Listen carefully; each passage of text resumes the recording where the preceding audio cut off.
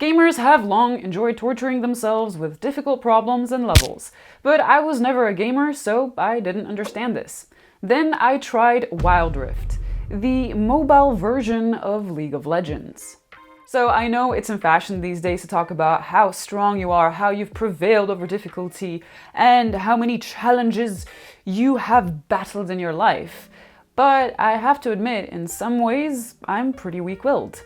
I'm part Greek and I've had Duolingo installed on my phone for more than a year now, and I still don't know the language. I've also been scared of starting this channel, even though I've wanted to do it for a very long time. And the more that you put something off, well, the more you're gonna have to learn about it later on. I always wanted to go to Cambodia. I haven't been there yet. Not because I didn't save up the money or have the free time, but because figuring out how to plan everything felt overwhelming. Some people might call this procrastination, but I actually think that it's something else. I think that it's actually a massive learning block. And that difficult moment where you need to sit down and learn how do I do this exactly has influenced the shape of my life more than I'd like to admit. Maybe it has influenced yours too. So how did this block disappear for a game? What exactly is Wild Rift doing? Well, the most addictive game in the world has a secret. Any gamer knows that a good game like League of Legends takes advantage of your physiology and psychology and can gradually change, manipulate, your behavior to relish hardship. But it also makes you incredible at learning.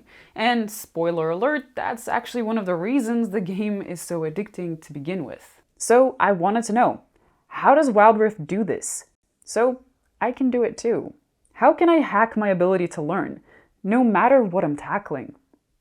Okay, so let's start with the ABCs of learning. First of all, this question is ridiculously hard to boil down because there are a lot of ways to look at it.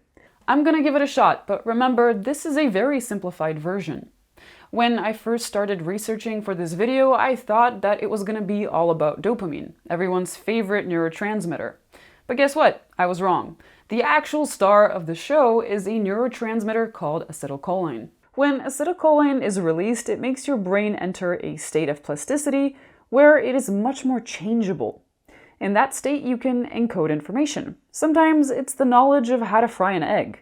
Other times, it's the memory of you on the beach with your favorite people and the smell of sunscreen. And still other times, what you encode is that when you press the arrow button, your opponent goes down. So who has the most plasticity and can learn the best? Kids. Their brains are squishy and ready to absorb the world. They can learn pretty much passively. And sometimes I'm really jealous of this. In adults, the state of learning isn't on by default. That's because theoretically by the age of 25, we should know how the world works.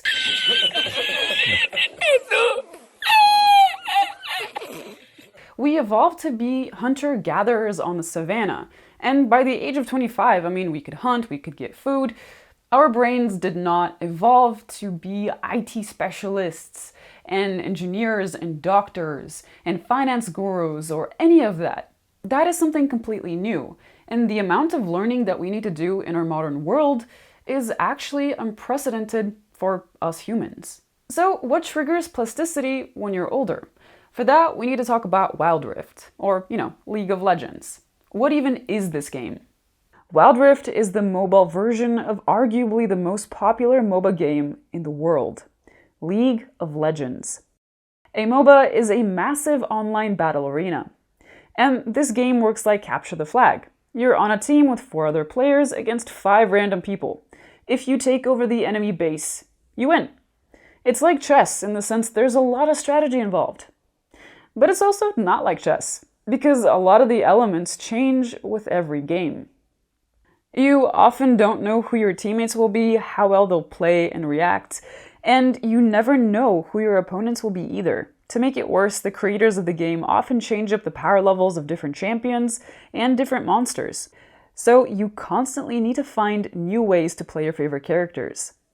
Simply put, Wild Rift and League have a lot of randomness, and this brings me back to your brain. Your brain loves new things that are random, and it likes to figure out puzzles.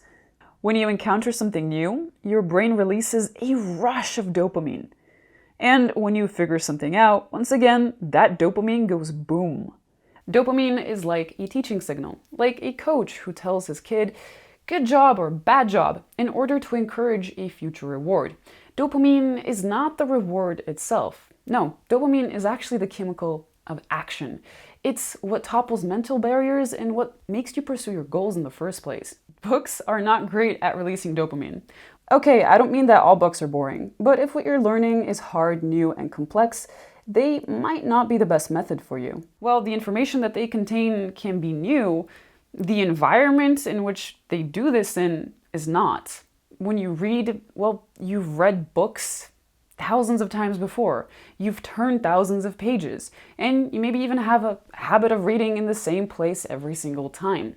There is no adrenaline in this circumstance. It doesn't feel as dangerous as facing a lion, nor does your heart hammer the same way that it does when you face someone that you like. Learning isn't just mental, it's also physical. If we don't have enough emotion, motivation, or curiosity about the thing that we are learning, our brains release less of the neurochemicals that we need in order to encode something new. And that's why Wildrift takes advantage of different types of motivation. And it starts with the newness factor. In the beginning, your brain is out of its comfort zone. And when following a tutorial, it's easy to feel like you're figuring things out. And the moment you figure something out, you get a rush of excitement and a buttload of dopamine into your nucleus accumbens. And according to Professor Andrew Huberman, much of our feel-good neurochemistry is wired for release only after a mental struggle to arrive at some answer or insight. Learning and applying knowledge is the ultimate drug.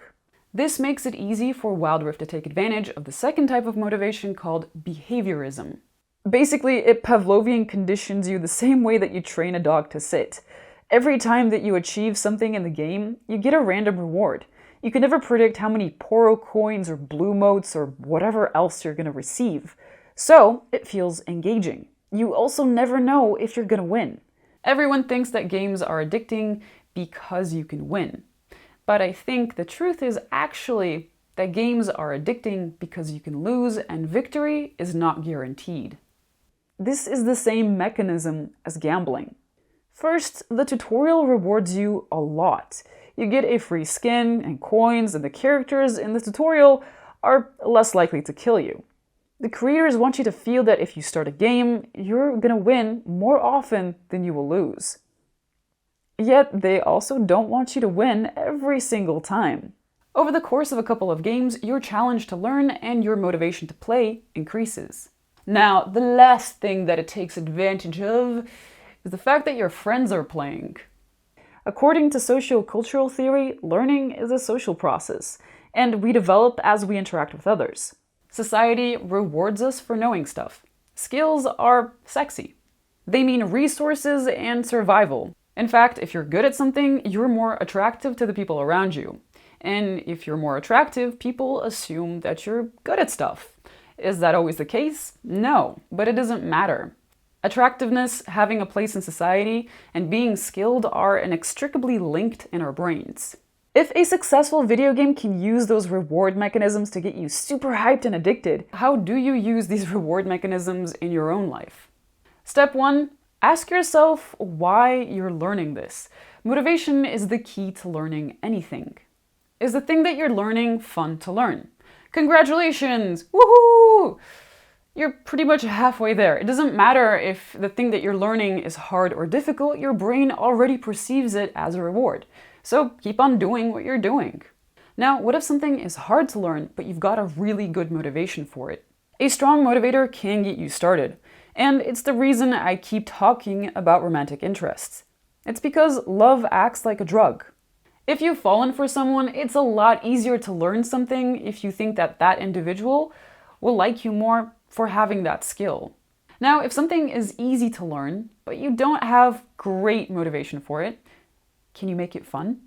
Actually, if something is too simple for you, you won't be engaged. Remember, your brain likes puzzles. So maybe you need to up the difficulty level and challenge yourself more. So what if it's hard to learn and you don't have a good motivation for it? Well, ask yourself why you're learning this to begin with. Maybe you have better motivation than you think. And if you don't, well, life's too short for it. Seriously, you have better things to do with your time, and you can probably find a different skill set to learn in the same amount of time. So go do that instead.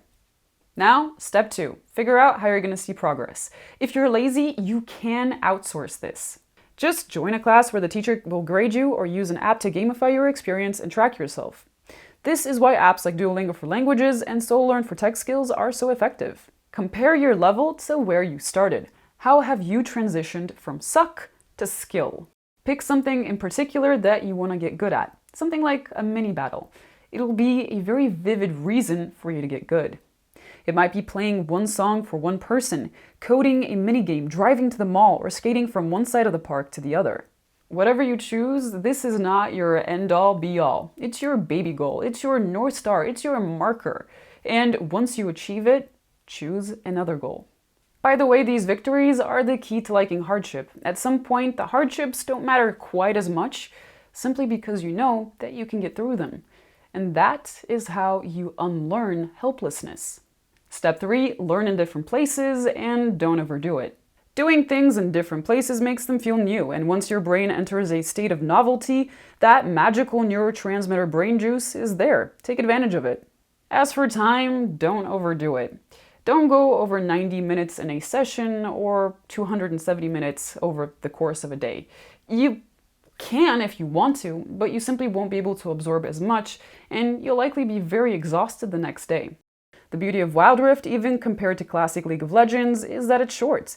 It gives your brain natural breaks every 20-ish minutes, which is what a lot of studies say is the maximum concentration time of your average adult. Step 4, rest and take care of yourself. You're like a machine made of stars and flesh, and like anything else, you need to recharge. If you want something to be encoded in your long-term memory, you need to sleep. Sleep consolidates memories. In other words, it makes them stable. Once something has been consolidated, voila! You can now use that skill, or you can access that memory. Step 5. Introduce randomness to your learning. Step 6. Repeat, repeat, repeat. You likely won't learn everything in one go. So make peace with the fact that you're probably going to have to die a lot in order to get good at League, and you're going to have to practice those evil bar chords in guitar in order to actually be able to play properly. And on that note, here are the steps again. Step 1, ask why you're learning something, and try to make it fun. Step 2, track your progress. Step 3, learn in different places and don't overdo it. Step 4, rest and take care of yourself. Step 5, embrace randomness. Step 6, repeat. Both learning and playing games can feel painful, and if it doesn't feel like you're in a state of flow, guess what? That's because you're not in a state of flow. This is an entirely different state of your brain. Flow is when you already know something, and you're accessing those abilities in order to do the thing that you want to do. It's not about learning them in the first place. But once you understand whatever you're trying to learn, your brain will release a ton of feel-good neurochemicals. So, happy learning, and thanks for watching.